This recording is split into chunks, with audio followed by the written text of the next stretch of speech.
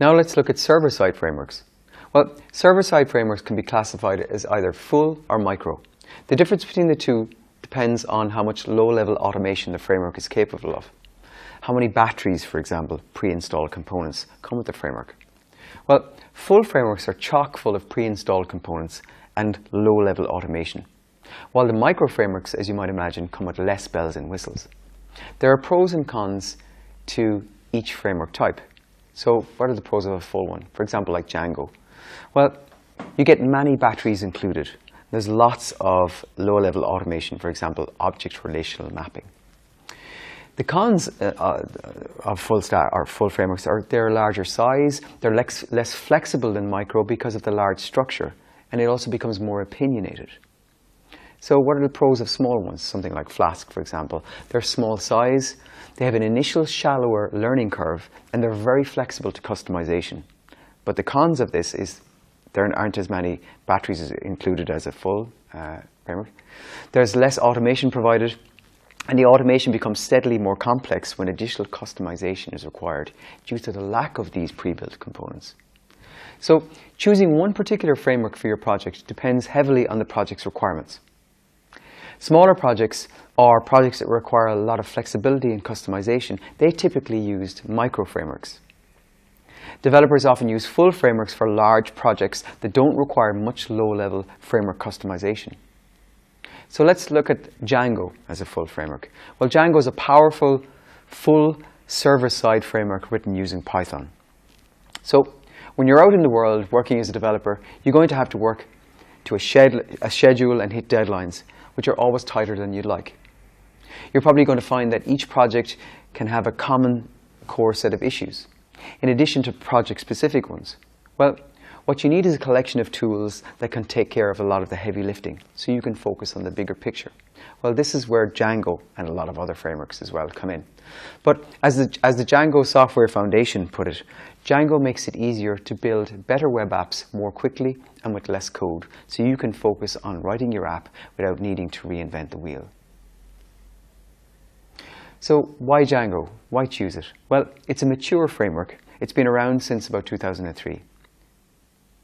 Django was originally developed as an in-house framework to manage a series of online news websites. And Django grew organically from real-world applications written by a web development team in Kansas in USA, when web programmers at the Lawrence Journal World newspaper began using Python to build applications. The World Online team, who were responsible for the production and maintenance of several local news sites, well, they thrived in a development environment dictated by journalism deadlines. There were 3 online newspapers owned and supported by the team. There was the ljworld.com, there was lawrence.com, and kusports.com. The journalists on the team demanded that features be added and entire applications be built on incredibly short deadlines.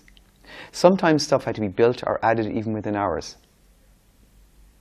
So in an attempt to avoid repeating themselves and building the same stuff over and over again, the developers set about building a framework that suited their needs under such pressure. They called the framework Django after the shared love of the jazz guitarist Django Reinhardt. So 2 years later, the source code was then released publicly on the net, and the Django team carried on with the development and contributing to the open source model. Because Django was created in a news environment, it has built-in features that are very suitable to content management, such as an administration interface where developers and users can add and edit content and elements through a backdoor interface available only to authorized users. Most data-driven web applications require some kind of administration screens to add and modify data, whether that data includes registered users on the site or products being sold. In keeping with its dry philosophy, Django allows you to administer your model data through the web page courtesy of the administration module.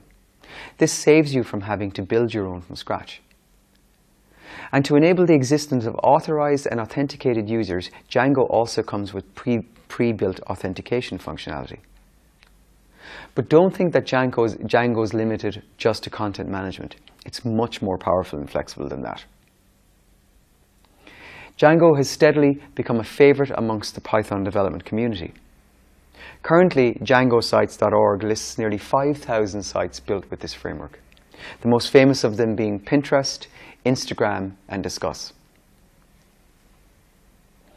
So edX, for example, the massive open-line online community course is developed jointly by Harvard and MIT, is also developed by Django.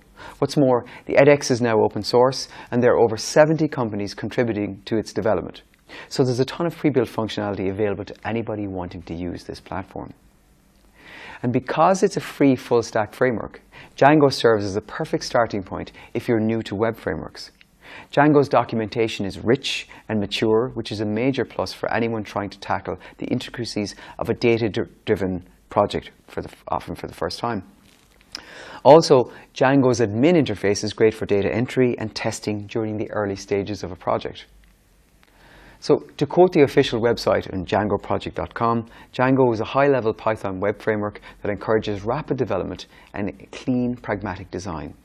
It's built by experienced developers. It takes care of much of the hassle of web development, so you can focus on writing your app without needing to reinvent the wheel. It's free, and it's also open source.